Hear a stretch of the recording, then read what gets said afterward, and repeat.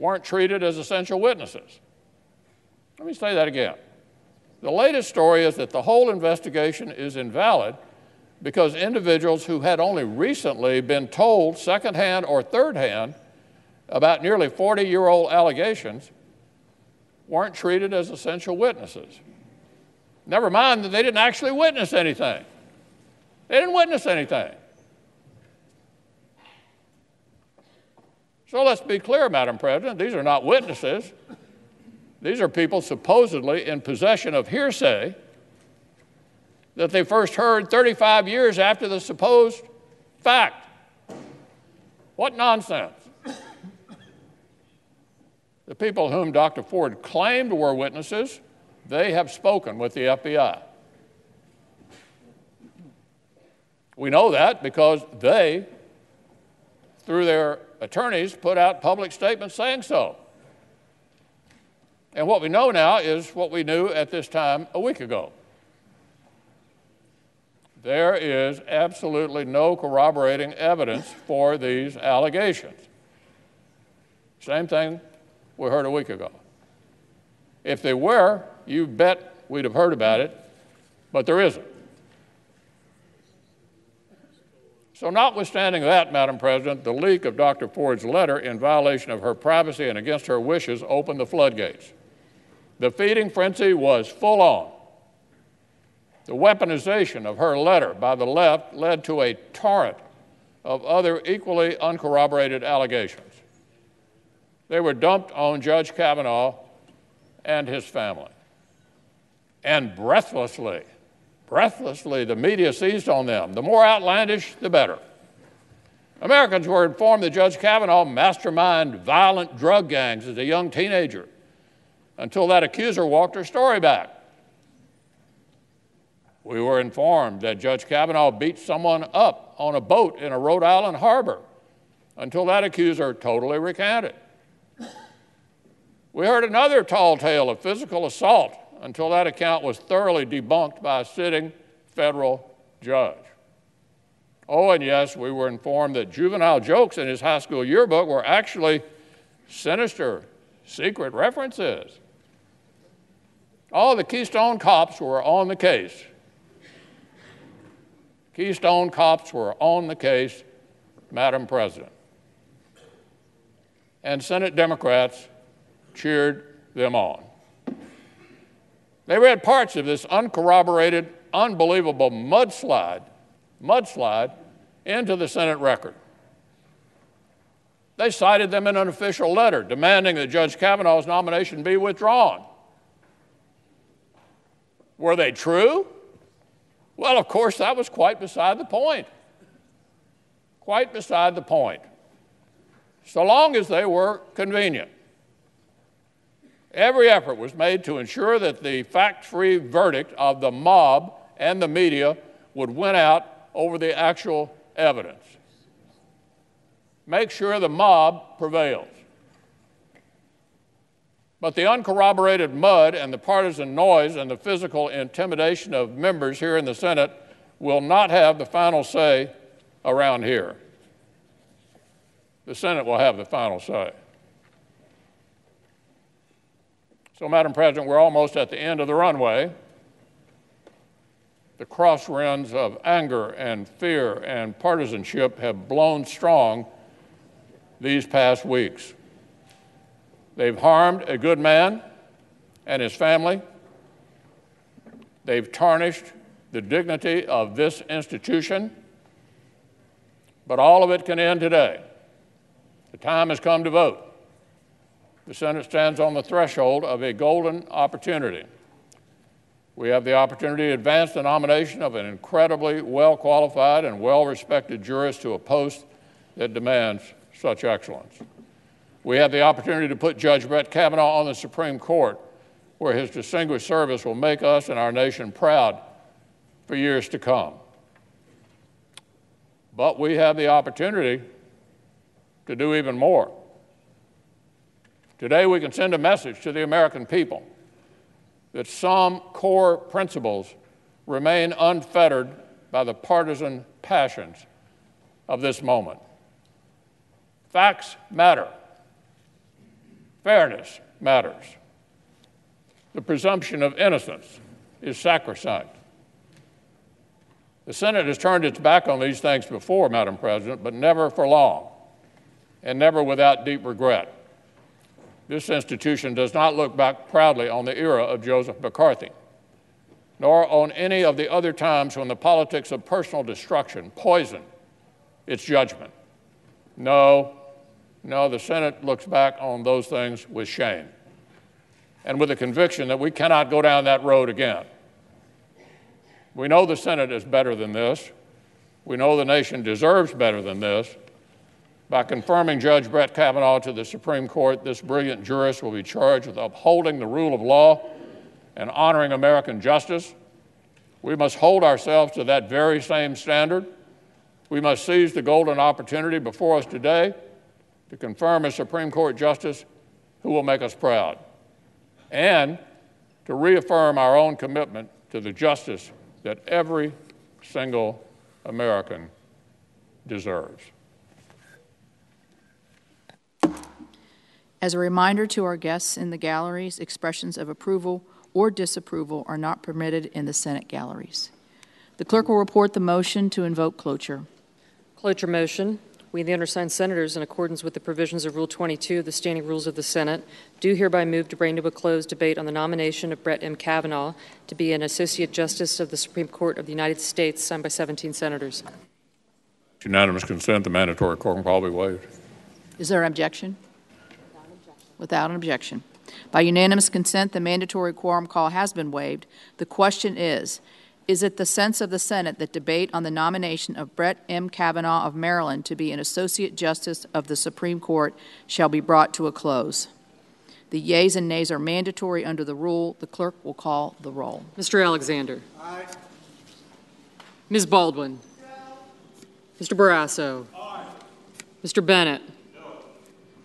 Mr. Blumenthal. Mr. Blunt.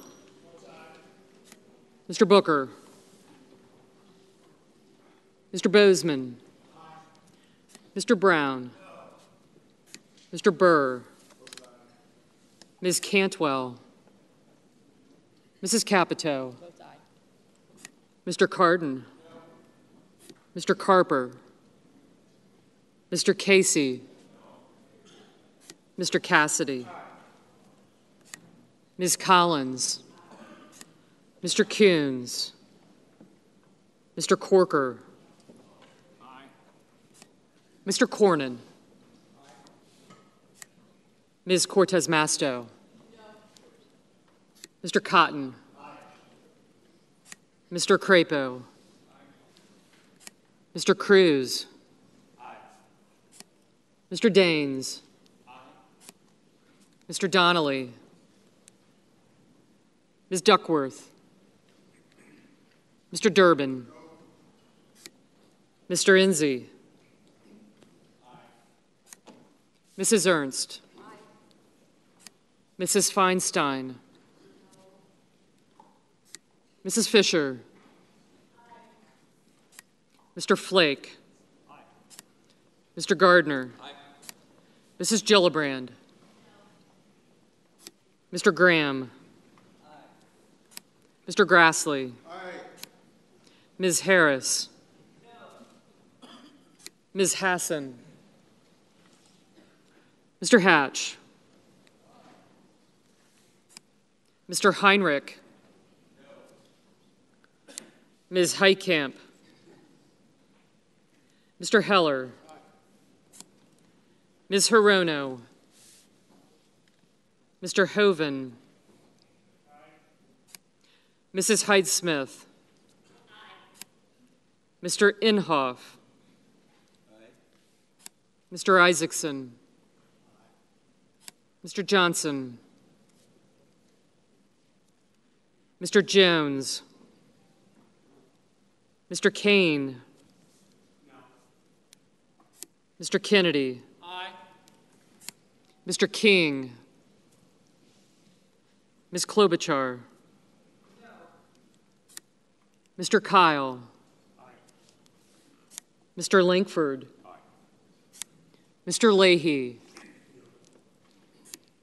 Mr. Lee, Mr. Manchin, Mr. Markey, Mrs. McCaskill, Mr. McConnell,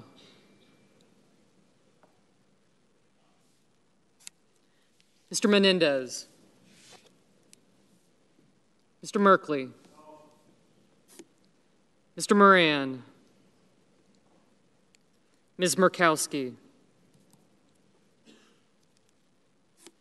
Mr. Murphy,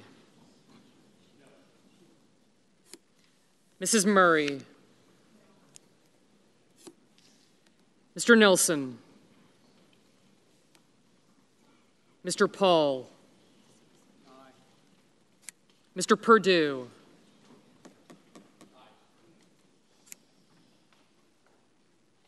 Mr. Peters, Mr. Portman, Mr. Reed, Mr. Risch, Mr. Roberts, Mr. Rounds, Mr. Rubio, Mr. Sanders, Mr. Sass, Mr. Schatz, Mr. Schumer, Mr. Scott, Mrs. Shaheen, Mr. Shelby, Ms. Smith, Ms. Stabenow, Mr. Sullivan, Mr. Tester, Mr. Thune, Mr. Tillis, Mr. Toomey, Mr. Udall, Mr. Van Hollen, Mr. Warner, Ms. Warren, Mr. Whitehouse, Mr. Wicker, Mr. Wyden, Mr. Young,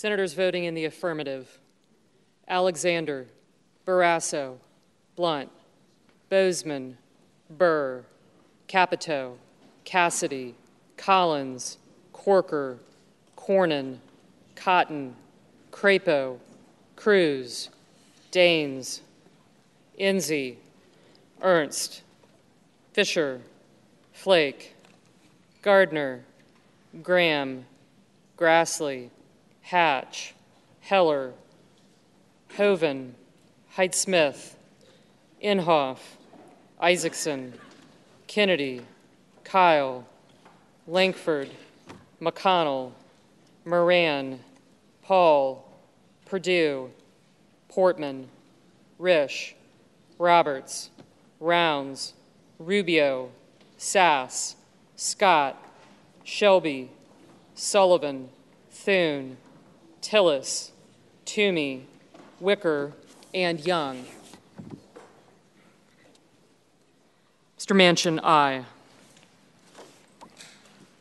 Senators voting in the negative: Baldwin, Bennett, Booker, Brown, Cantwell, Cardin, Casey, Coons, Cortez Masto, Duckworth, Durbin, Feinstein, Gillibrand, Harris, Heinrich, Kane, Klobuchar, Leahy, Markey, Merkley, Murkowski, Murphy, Murray, Nelson, Peters, Schatz, Smith, Stabenow, Tester, Udall, Warner, Warren, Whitehouse, and Wyden.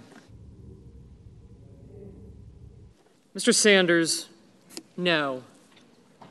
Mr. Lee, aye.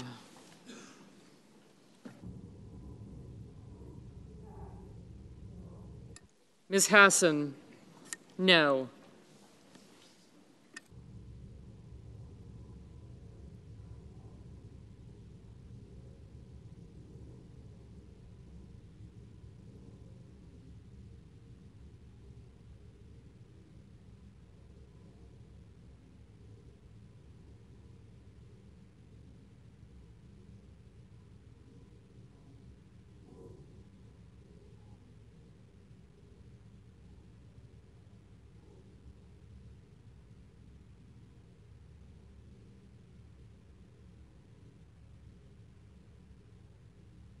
Mr. Jones, no.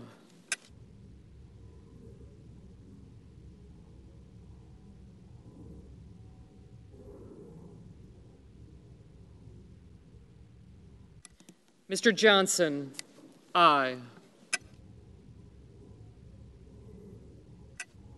Mr. Schumer, no.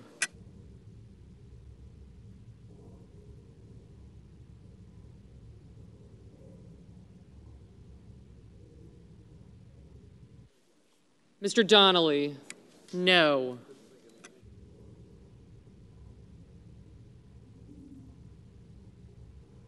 Ms. Heitkamp, no.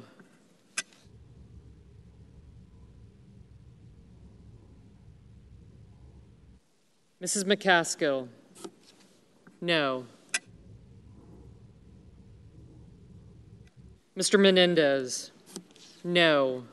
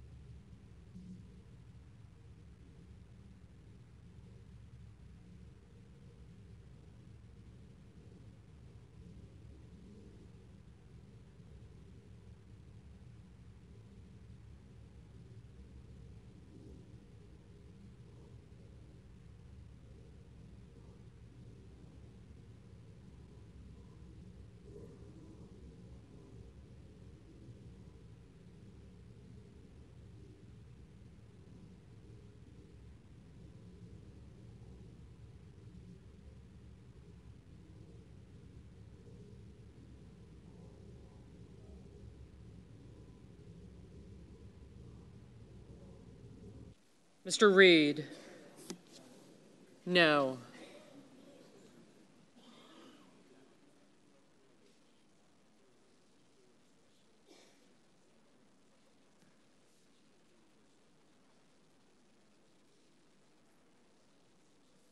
Mr. King, no. Mr. Van Hollen,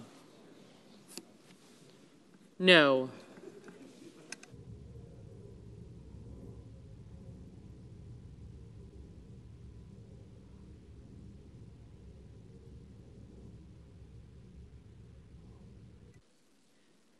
Ms. Hirono, no.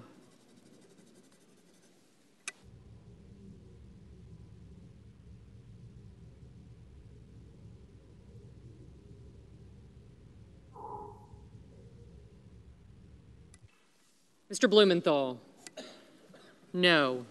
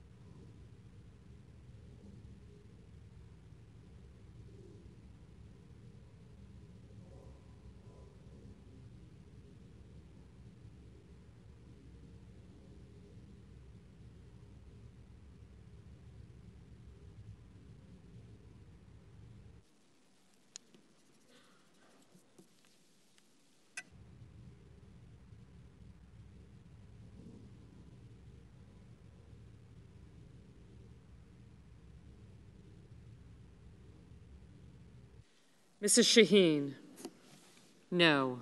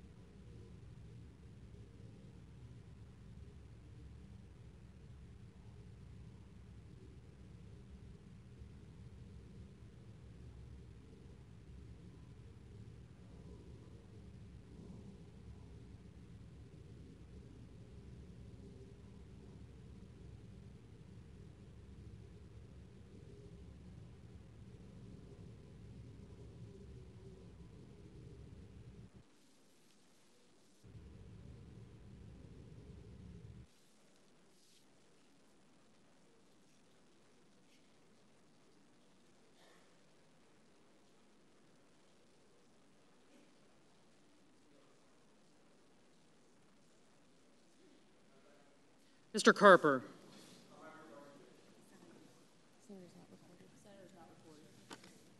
Senator is not recorded. I vote no. Mr. Carper? No.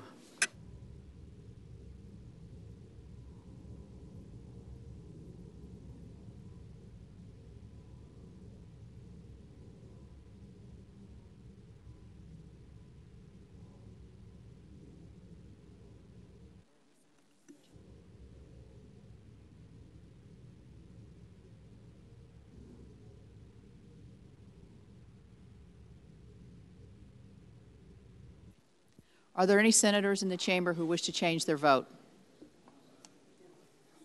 As a reminder to our guests in the galleries, expressions of approval or disapproval are not permitted in the Senate galleries.